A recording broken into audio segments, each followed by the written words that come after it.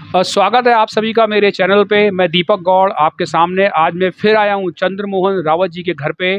क्या उनकी कंडीशन है और कैसा यहाँ पे हो रहा है, ये सब लोगों को बताने के लिए आप देख सकते हैं मेरे पीछे चंद्रमोहन रावत जी बैठे हुए हैं। और वैसे मैं उन सभी भाइयों को हाथ जोड़ के शुक्रिया करना चाहता हूँ जिन्होंने थोड़े थोड़े पैसे करके कंट्रीब्यूट किया है, चाहे वो 1 रुपये क्यों ना हो, उसकी भी बहुत ज़्यादा यहाँ पे वैल्यू है, क्योंकि एक व्यक्ति की जान यहाँ पे बचाई जा सकती है। इसलिए मैं आज दोबारा आया हूँ देखने के लिए कि यहाँ पे ये लोग क्या कर रहे हैं, क्या व्यवस्था हो रही है। हमने हॉस्पिटल में भी बात की है, अभी तक मुझे 2 ऐसे हॉस्पिटलों के नाम मालूम चले हैं, एक एम्स और एक पीजीआई चंडीगढ़, जहाँ पे इनका इलाज कम पैसे में हो सकता है। इसके अलावा मैंने यहाँ के कुछ राजनेताओं से भी बात करने की कोशिश की है, और देखो कब तक मदद आती है, ताकि कुछ मदद आ जाए, उनको और ज़्यादा फैसिलिटीज़ मिल जाएँ और हम पूरी कोशिश करेंगे कि इस व्यक्ति को बचाया जाए। ऐसा मैं इसलिए बोल रहा हूँ कि मेरे घर के अंदर भी कैंसर पेशेंट है, और क्या होता है उनके साथ, और एक-एक दिन बहुत इम्पोर्टेंट होता है। जितना मैंने इनको देखा है, मैं डॉक्टर तो नहीं हूँ, पर इतना ज़रूर मैं बताना चाहता हूँ कि सेकंड स्टेज पे ये हैं, और स्टेज तेज़ी से फैलेगी और इसका इम्पैक्ट इनके ऊपर बहुत भयानक होने वाला है। तो इनकी ज़िंदगी के एक-एक दिन बहुत इम्पोर्टेंट है। अब प्रॉब्लम क्या है, जो अभी तक मुझे यहाँ मालूम चला है कि इनके टोटल 3 बेटे हैं।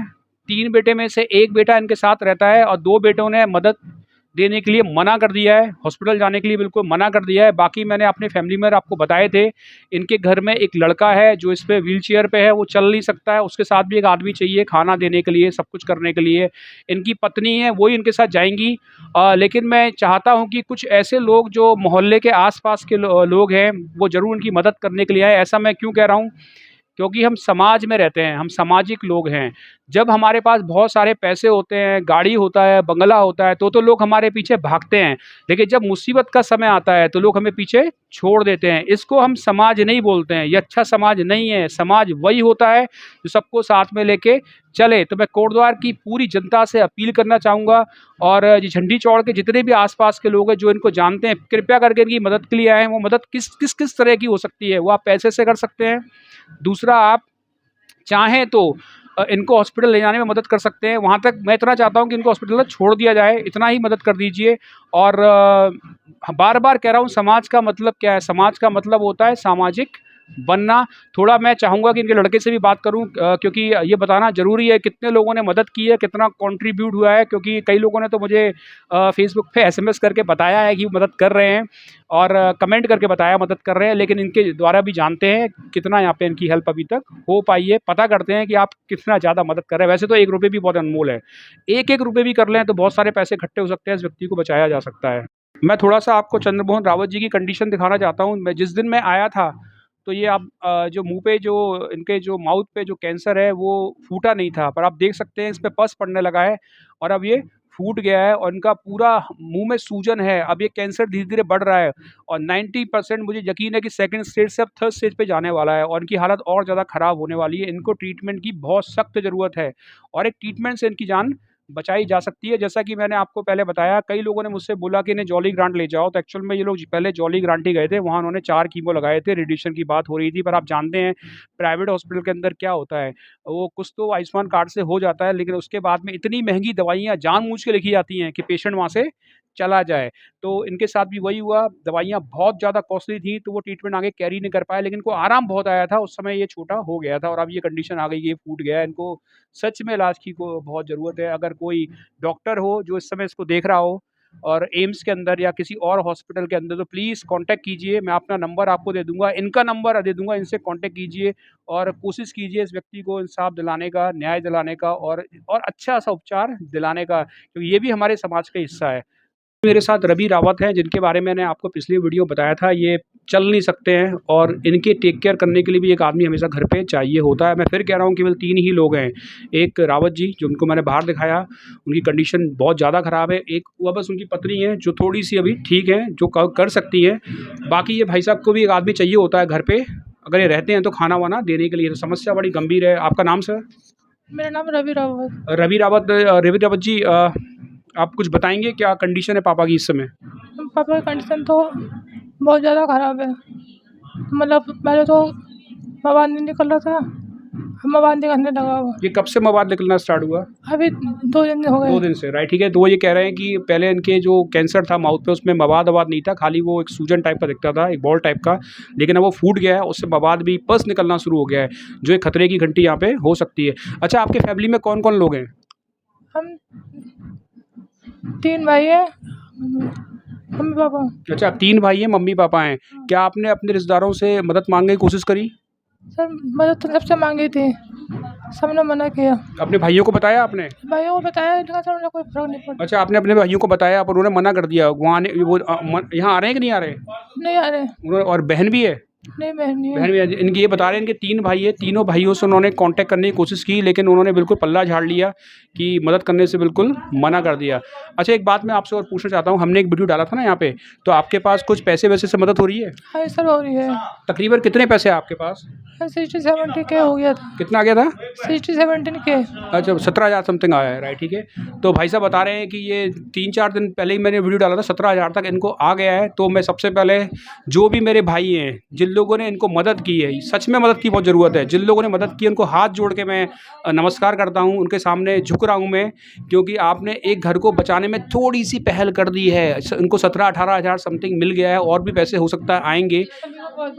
सब जिन्होंने भी ये डोनेशन दिया है सभी को बहुत बहुत धन्यवाद। और वो सबको धन्यवाद देना चाहते हैं कि सबने जितनी मदद की है। गला बैठा हुआ है जरा। राइट, तो वो कह रहे हैं कि सबको बहुत बहुत धन्यवाद। यहाँ देखिए सर, फिर दोबारा कह रहा हूँ, आपका एक रुपये कंट्रीब्यूशन सब बदल सकता है, बहुत बड़ा चेंजेस ला सकता है। अच्छा राइट, कैसे फिर कल मैंने आपसे कहा था डॉक्टर के पास ले जाएं, उसके लिए आप क्या कर रहे हैं? आपको डॉक्टर के पास जाना चाहिए ना, बैठना नहीं चाहिए घर में। ये सर डॉक्टर में तो थोड़ा प्रॉब्लम है ना उसके। कैसे जाएंगे आप तो कह रहे हैं घर में लोग ही नहीं है। सर वो मैंने एक फ्रेंड को बोला अपने, तो उसने कहा है कि आज तो मेरे फ्रेंड की शादी है, तो आज शादी निपटा के कल मेरे साथ चलो। आपके दोस्त का नाम क्या है? तो उसका नाम मोनू है। मोनू है। अच्छा, इन्होंने अपने दोस्त से बात की है और उन्होंने कहा है कि आज वो शादी में गए हैं और कल वो आएंगे, इनको फिर हॉस्पिटल ले जाएंगे। किस हॉस्पिटल जाने का सोचा है आपने? ऋषिकेश से 2 ऑप्शन है आपके पास, एक तो पीजीआई चंडीगढ़ है और वो तो पूरी तरह गवर्नमेंट है, और या फिर आप आपका ऋषिकेश में चले जाएं। सर इसका एम्स सही है। ठीक है, एम्स के सामने है ना, यहाँ पे कोई भी जाने की नहीं। आप जॉली ग्रांट भी जा सकते हैं, मदद करेंगे। जॉली ग्रांट तो वहाँ पे आए थे ना, पहले गए थे, तो फिर दोबारा चले जाओ, क्या हो गया? पैसे तो वो फिर वहाँ भी फिर कभी दरवाते हैं कभी लगा, अगर मैं उधर चलने वाला तो कोई दिक्कत नहीं थी। अभी मैं क्लब लोग कहाँ भागेंगे। ठीक है जी, ठीक है। वो ऋषिकेश का प्लान बना रहे हैं, पर मैं सजेस्ट करूंगा अगर कोई प्रॉब्लम आती है तो आप जॉली ग्रांट भी चले जाएं। बाकी हम मदद करेंगे, हम थोड़ी मदद करेंगे, यहाँ से फ़ोन वोन घुमवाएंगे जिससे आपका काम बन जाए, ठीक है।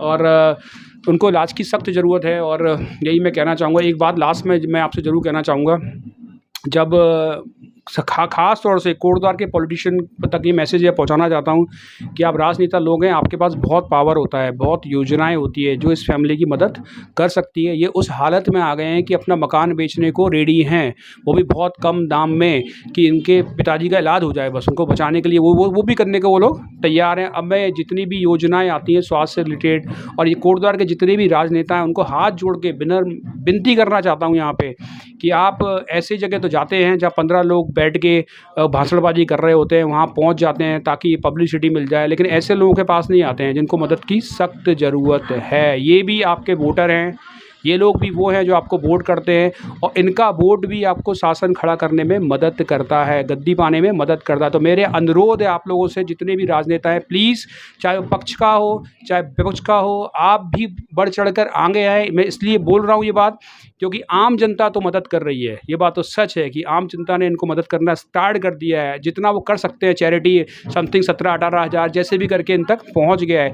लेकिन हमारे राजनेताओं की बहुत बड़ी जिम्मेदारी है ऐसे लोगों की मदद करना, इनको सही उपचार पहुंचाना, क्योंकि ये लोग ही आपके राज्य के नागरिक हैं, आपकी सिटी के नागरिक हैं। इन लोगों की दम पर ही आपको बॉडीगार्ड मिलते हैं, आपको ट्रेन सर्विस मिलती हैं, बड़ी बड़ी कारें मिलती हैं, और जब इनका बुरा समय आता है तो आपकी जिम्मेदारी है इनको देखना। तो मैं अपील करूंगा सभी लोगों से, जितने भी लोग हैं हमारे कोटद्वार के या उत्तराखंड के लोग या भारत के, जो कहीं से भी देख रहे हैं, मदद के लिए ज़रूर पहुँचें, और सबको मदद करनी है। एक रुपये काउंट करेगा यहाँ पे ज़िंदगी बचाने के लिए।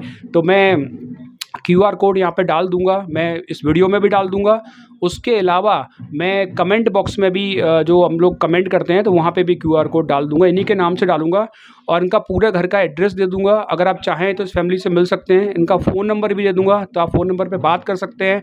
और किसी भी, और मैं ये नहीं कह रहा कि पैसे से मदद की जाए, आप बहुत तरह से मदद कर सकते हैं। देखिए फैमिली इस कंडीशन में नहीं है कि वो, मेरे हिसाब से ऋषिकेश जाके भी हो सकता है पिताजी एडमिट हो जाएँ, लेकिन उनके साथ उनकी माँ है, उनको कमरा ना मिले, रहने की जगह ना मिले। अगर ऋषिकेश से कोई भाई देख रहा है जो सक्षम है, इस लायक है कि वो कम से कम इनकी रुकने की कहीं व्यवस्था करवा दे, ताकि इनको वहाँ पे रहने की व्यवस्था मिल जाए, खाने की व्यवस्था मिल जाए, क्योंकि ज़रूरी नहीं कि पैसे से मदद हो, आप इस तरह से भी मदद कर सकते हैं। इनकी रुकने की व्यवस्था करा के, खाने की व्यवस्था करा के, किसी व्यक्ति की डॉक्टर से कोई जान पहचान हो तो इनकी वह मदद करा दीजिए, डॉक्टर से मिलवा दीजिए, ताकि काम थोड़ा आसान हो जाए। क्योंकि आप समझ सकते हैं कि उत्तराखंड की महिलाएँ जो पूरी तरह से घर में काम करती हैं, उन्हें बाहर जाने में झिझक होती है, डर लगता है, बात इतनी आसानी से नहीं कर पाते हैं वो लोग। तो अकेली महिला होगी तो उसको सपोर्ट की बहुत ज़रूरत है। मैं ऋषिकेश की पूरी जनता से अपील करना चाहता हूँ कि इनकी जो भी मदद कर सकते हैं आप, किसी भी तरीके से ज़रूर मदद कीजिए। ये घर वाक़ई में मदद के लिए इस समय आसीत है और आप लोगों से ये विनम्र निवेदन कर रहे हैं कि हमारी मदद की जाए। और कोई भी और एडवाइस किसी डॉक्टर से मिलवाना चाहें, या ऐसा कोई डॉक्टर जो सुन रहा हो इस समय जो इनकी मदद कर सकता है, तो प्लीज़ आगे आएँ, आप एडवाइस दीजिए, हम कोशिश करेंगे उस काम को करने की और इनकी पूरी तरह से मदद करने की। तो मैं दोनों चीज़ डाल दूँगा, आप मिल सब भी सकते हैं इनसे। साथ फिर आज रामपाल जी हैं, जैसे मैंने आपको बताया था, सैनिक हैं और साथ में समाज सेवा काम भी करते हैं। जब भी बुलाओ ये पहुंच जाते हैं। मैंने आज कहा था मैं आ रहा हूं, तो ये आज आ गए और बता रहे हैं कि वो भी किस तरह से मदद कर रहे हैं। रामपाल जी, क्या हो रहा है, क्या कर रहे हैं आप इनके लिए? सर अपने जो यार दोस्त है उनको सबको बता रहे हैं कि यार हेल्प करो सभी, जबरदस्ती चंदा दो। हाँ हाँ। अब उनकी हालत ही ऐसी हो रही कि सर आपने देख दिया पूरा, अभी तो फट चुका है मुंह पूरा। बहुत बुरी हालत हो चुकी है और मैं चाहता हूँ कि सभी लोग इनकी मदद करें, मदद के लिए आगे आए। और जैसे कि एक समस्या आ रही है यहाँ पर, इनके साथ कोई आदमी नहीं है यार, ये व्यवस्था कैसे होगी यार?